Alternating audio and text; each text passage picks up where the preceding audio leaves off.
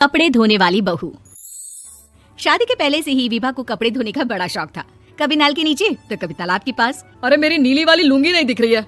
विभा की अम्मा कहाँ रखी है लुंगी? अरे वो तो विभा ने परसों ही धोकर रखी थी आपकी अलमारी में, देखो वहीं होगी। वो ना मैंने आज धो दी, मुझे लगा कि गंदी हो गई होगी। अरे कैसे गंदी हो गई थी? उसे तो मैंने पहना भी नहीं। हे भगवान, इस लड़की के कपड़े धोने की आदत से परेशान हो गया हूँ मैं। जितना तो घर में राशन नहीं आता उससे कहीं ज्यादा डिटर्जेंट पाउडर का खर्चा है। इसकी शादी करवा दो, शादी जाए अपने घर में ही करे काम, फिर चाहे घर के कपड़े धोने हो या पूरे गांव के। हाँ ठीक बोल रही हूँ, देखता हूँ मैं कोई लड़का। वो दिन भी आ जाता है जब विभा को देखने लड़के वाले आ जाते हैं। लड़की मुझे अच्छी लगी। होने वाली सास कहती है, बेटी अगर कुछ पूछना है तो पूछ लो। वैसे तो हमारी लड़की बहुत ही शर्मीली है, जो बोल दो वो मान लेती है, इसे क्या पूछना होगा। अरे कैसी बात कर रही हो माँ, मुझे इन लोगों के घर रहना है, सवाल तो कई है। हाँ हाँ बेटा पूछ लो ना, क्या पूछना है।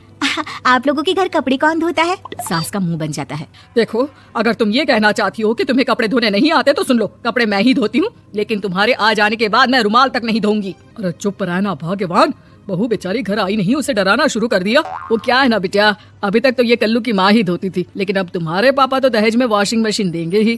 तभी विभा की माँ बोल पड़ती है, सवाल भी पूछा तो क्या। वैसे भाई साहब, मशीन की तो फिर भी कपड़े धोने की कैपेसिटी होती है, मतलब जो बिटिया दे रहे हैं ना विभा, इसे कपड़े धोने का बहुत शौक है। ये आप लोगों के क्या आस पड़ोस गांव मोहल्ले सबके कपड़े धो दे और उफ तक ना करे। बाहर देखा नहीं आपने कितने कपड़े सूख रहे हैं? सब हमारी बिटिया ने ही तो धोए हैं। बस भी करो ना माँ, शर्म आ रही इतनी तारीफ सुनकर। और तो और एक दाग निकाल कर दिखाओ तो मान जाऊँ। हाँ अच्छा माफ करना बेटा, मैंने गलत समझा, हमें तो रिश्ता बहुत पसंद है। और ऐसे जुड़ जाता है रिश्ता कपड़े धोने का शौक रखने वाली विभा का। उसकी शादी हो जाती है कोयला फैक्ट्री में काम करने वाले कल्लू के साथ। शादी के बाद अचानक विभा चिल्लाती हुई सास के पास आती है। सासू माँ, अरे सासू माँ कहाँ है आप? ये तो धोखा है, धोखा दिया आप लोगों ने मुझे। इस ससुर के चक्कर के बारे में पता चल गया। अरे तो उसमें तुझे क्यों धोखा मिला है? अरे नल में पानी नहीं आता, कपड़े कैसे कब धुलेंगे? अच्छा तू पानी नहीं आ रहा उसकी बात कर रही है? तो आपने क्या सोचा? कुछ नहीं। अच्छा तेरी माँ ने कहा था कि कपड़े धोने का शौक है, तुझे याद आया मुझे। शौक बोलकर कपड़े धोने वाले मेरे जुनून को कम ना आके सासू माँ, कपड़ा धोना मेरा गुरूर है। तभी पति भी वहाँ आ जाता है। अभी मैंने इसे सनी देओल की फिल्म दिखाई है, उसी के डायलॉग मार रही है माँ। अच्छा सुन, साफ साफ बता रही हूँ, पानी सुबह 4 से 6 और शाम को 10 से 12 आता है, समझी? विभा टाइमिंग सुनकर हैरान हो जाती है। ये क्या भूतों का मोहल्ला है? सुबह 4 बजे उठकर कौन कपड़े धोता है? 4 बजे टंकी में पानी जाता है, फिर सारा दिन धोना ना, किसने मना किया?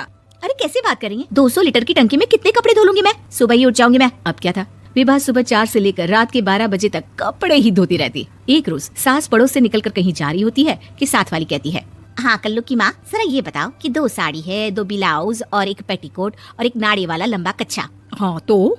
अरे तो क्या, कितना लोगी धुलाई ये बताओ। धोबन दिख रहे हैं हम क्या? हमारे पति सरकारी नौकरी से अभी रिटायर हुए हैं और बेटा सुपरवाइजर है कोयला फैक्ट्री में। धोबन समझ रखा है हमें? हाय रे कल्लू की अम्मा, माफ कर दो, वो तो मोहल्ले में यही सब बता रहे थे कि तुमने बहू को कपड़ा धुलवाने के काम में लगा दिया है। सास को पड़ोसन की बात सुनकर गुस्सा आ जाता है। वो घर पहुंचती है जहां घर के बाहर ही इतने सारे कपड़े सूख रहे होते हैं जितने कि किसी धोबन के घर पर। अरे ओ कल्लू की दुल्हन, बाहर निकल।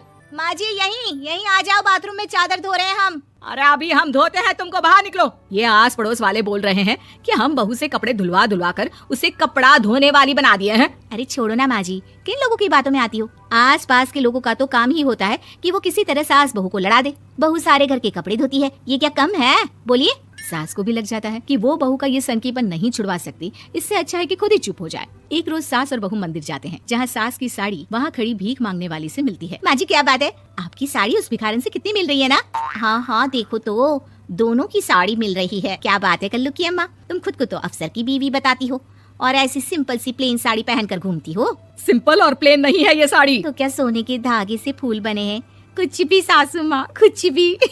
हाँ बने थे इस साड़ी में सोने के धागे से फूल। मेरे पति लेकर आए थे मद्रास से स्पेशली मेरे लिए 10,000 की। ताहे भाई साहब इस भिखारन के लिए भी सेम टू सेम साड़ी लेकर आए होंगे 10,000 की।